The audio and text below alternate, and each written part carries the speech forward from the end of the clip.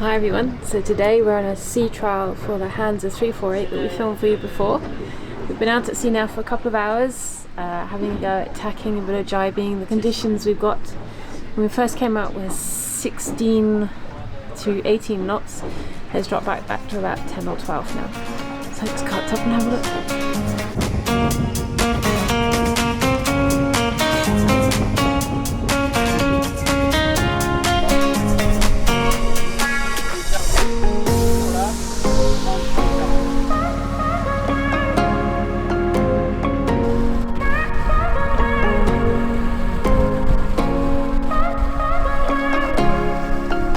Good morning everybody. So we did it. We took the Hanse 348 we did a review on the last video. We'll put a link in up here.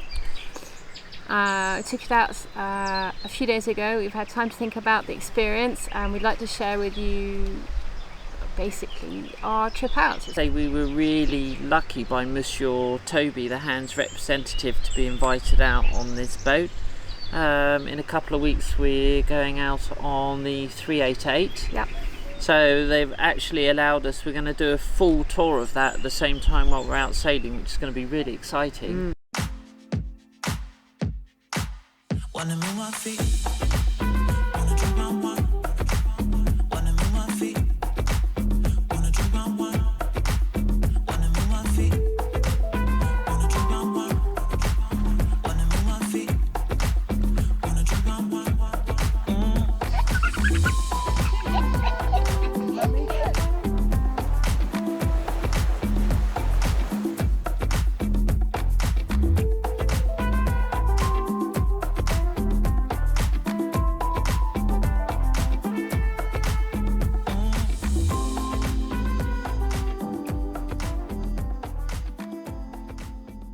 Like a squirrel pasta. But yeah, it's brilliant. I mean, it's amazing, isn't it? It's the first time we've been out on the water for 2 years, and 2 years ago that was the first time we'd actually been out sailing for like 20 years. That was the first time No, ever the for me. first time for you. First time on a yacht for you, which is, you know, I mean, it's just really cool getting it from your perspective as a complete novice sailor. Novice sailor, yeah, because I was brought up with motorboats, as we said in a previous video. So the notion of just cutting the engines out where you're at sea is just alien. But when you've got the wind pushing you along, it's so peaceful, as you guys know if you've been out on a boat. It's so peaceful. It's a fantastic experience. Yeah. Really, really good. Loved it. Gonna give you a couple of stats. We went out when we actually left La Rochelle Harbour. We got winds of around 18 to 20 knots. So not heavy, but nice. But the water, I think that's the beautiful thing around La Rochelle and the islands of La Rochelle. Ile de Lorient, Ile de Ré. Ile de Ré, and there's another one which I've forgotten. Helps sort of block a lot of that swell from the Atlantic, so perfect. It was absolutely really calm, wasn't perfect. We were tight in straight away, 45 degrees once the main was up and the jib was set. Yeah, we were at 45 degrees. She's a 30.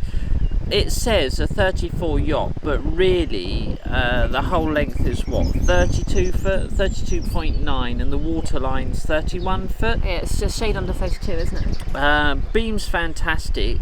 It's looking at the stats. What is the beam? Was it 3.5 meters? Yeah, 3.5 meters. Sorry, 11. Yeah, switching between meters and feet here. yeah, 11.5 foot. Well, the America's stood in meters, isn't it? I don't know. know. I don't You know. guys will tell us. Inches and. The keel. This boat has a standard keel which draws 1.95 m. There is a shallower keel. It's 1.25 m, is it? Yeah, something like that. It's the tonnage that's different. This one's 6.3 tons. I don't know if a lot of you know, with the Hanse they have actually got a slightly, to their competitors Dufour and Beneteau, they actually have a slightly taller rig. The sails we were using, the sail package that we had at the day, were the Evestrom performance sails, which means that they have they're laminated fibres with foil sort of in between. They're not like your standard Dacron package. There's very little flex within the sails. They're fully battened with obviously the boat set up with a German mainsail system. It's really, really cool. And for me, this is the first time sailing using electronics too, autopilot and that sort of stuff, because most of my experience, if not 95% of my experience, is all on dinghies. From mirror dinghies to lasers to 470s, 420s, wayfarers, and it's like sailing a giant dinghy with all the electronic benefits. So me not having an experience, but even I can feel she is so manoeuvrable. You just turn the helm over whichever direction you want to go. She just does it. You want to tack port to starboard, you don't have to do anything. You can, I mean, I wasn't doing anything to do with the sheets, but you can just turn in the direction you want to go, because this what's the jib called? The self-tacking jib. It just does it itself. There's absolutely nothing to do. I know. Easy, I mean, people really say easy. Self-tacking jib is lazy. I could see But that. the Hanse company actually invented the self-tacking jib, and everybody sort of followed on from that. But it is safe for us, for buying our first boat, learning the manoeuvrability of that boat and everything else, to be able to sort of set the jib and let it get on with its own thing. Fantastic, really, really good. Very positive experience. As you say, we started out at 18 to 20 knots, and we were doing good up to 7.2 knots. 7.2 knots. We touched 7.5 knots from time to time when we got it really, really spot on. And you could feel it humming, couldn't you? Yeah. It's fantastic. For I don't know what angle we were heeling We over were at, about but 40-45 degrees. the teak decking, there's so much grip from changing from one side to the other. For me, just wearing just normal streetwear trainers, you know, it's so much grip that it just wasn't an issue. I didn't go down below, but I imagine like any yacht, a monohull, you'd have to hold on anyway. And then we did some downwind sailing. We calmed down a bit, dropped down to about 12 knots of wind. 12 We did to some 15 downwind knots. sailing where you and Mr. Toby were playing with the sheet, the mainsail and the sheets. Sorry guys, whatever all this is called, to set up the sails where you need to be. And you set the autopilot if you want to, which is also really easy to use, and you just go. Yeah.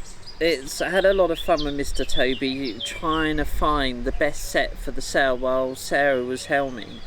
And on average 12 knots of wind downwind. Doing 6.5, don't we? Yeah, we hit 7 knots at a time when we got it sort of spot on. Yeah. It's so much fun, just absolutely. A lot of you guys sail, or you're waiting to go out sailing, and it has been so long that you sort of forget what it feels like. You feel free. Yeah. It's all the stress of whatever goes on in everyday life, as you may or may not know. You just leave it behind, and whether it's getting away from Cove, or even like we intend to use this for weekending to start off with on the holidays. And like, you just, as soon as you get on the boat, you're pulling out the marina, all of that, it doesn't matter. All that matters is what the weather's doing, and you're in good company, and you can't help but grin the whole time, can you? No, that's it. Like a square pasta. I would like to say a really, really big thank you to all our subscribers that have been with us from the beginning, because we're only a tiny weeny channel, and a huge welcome to all our new subscribers. You have no idea how much it means to us. It really does. We really are very, very thankful. Yeah. It's helping our channel grow.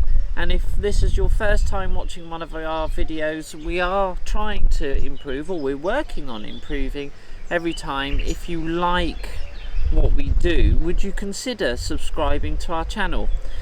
If anybody out there had I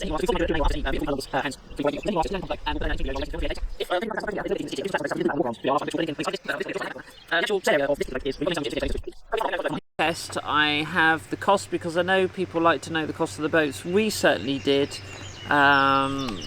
when we were looking around, and quite a few of the sales guys. I've lost the most important piece of paper. It's on that side. There we go. The actual cost of the 2021 Hanse 348, the basic cost in the water with VAT is 118,000. Pre-VAT it's 98,000 euros. I don't know what that would be in dollars. 120,000. I don't know. Look at we'll put a link to the exchange rate so you guys can check. But It's when you start adding like your B&G navigation package, basic package with repeaters, your autopilot, bits and pieces like that. The boat comes as standard with the Eastrom. They're just standard sails, Dacron sails. I would strongly suggest, probably if you have the extra cash, if this is the sort of boat you're looking for, getting the performance sails. And I only say this because my father was a world-renowned sailmaker. Sails is one thing I do know about. They're worth the extra few quid. Otherwise, I don't think there's a lot of extras. Most of it inside, whether you're having teak interior or you want Lyco interior. The boat as standard itself comes as a 2-cabin boat, which It's cheaper. Actually comes cheaper. That's actually in our walk around video that you did. I think you mentioned that. I did. As I say, there'll be a link in the corner or a link down below for that, if that interests you. All in all, if you exclude delivery from Germany, if you're, willing to pick up the boat yourself, we got we looked at a reasonably kitted out boat for, including VAT, was about 160,000 euros, wasn't it? Yeah, and of the options, the one we took out that we showed you the walk around, which is a 3-cabin version with extras. It's got an extra set of winches. It's got the upgraded sails. It's got upgraded sails, asymmetric, the wraparound, which is the Jenica, and they call it a wraparound sail. The helms are the They're carbon twin carbon helms.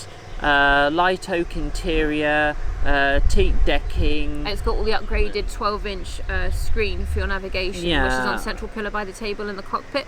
And all of that boat comes out to... It has speakers outside, speakers inside. I don't know why people use CD players anymore. Maybe like us, we still have the odd CD hanging around the house. Do you remember? Let us know in the comments below if you remember Betamax videos. Showing your age, aren't you? Yeah, no. I know, that's really bad. VHF radio, B&G repeaters, autopilot. Virtually everything you can have, nearly. Yeah, spray hood, bimini. This had every option pretty much ticked on the box. Extra stainless steel chain for the anchor. So on and so on. If you want a list, I can post a list on our Facebook page of all the options, but this one delivered comes out at 188,000 euros, VAT paid. Yeah. So if you've got a way of not paying the VAT, you're going to save yourself 20%. Yeah. It was just such a fantastic experience. And we're lucky enough that Mr. Toby, the Hanse sail rep, is taking us out on the 388 in a couple of weeks. Yep, so we'll get back to you on that one. We'll show you how we get on. We'll do a walk around. We'll take you out for a bob around in La Rochelle waters. And there might be an opportunity later on in the season to go out on a 41 or a 45. There's the 418 coming in. He's got one coming in during the summer. So hopefully we'll be able to get out and show you that one as well, so we can get a nice comparison. Maybe we could talk him into letting me borrow their Dailer that they've got, which would be some awesome fun. You're going to get wet on that one, aren't you? Yeah, I am. Anyway, for now, can't recommend. You see that? It's so much for a 2-minute video. Thank you very much.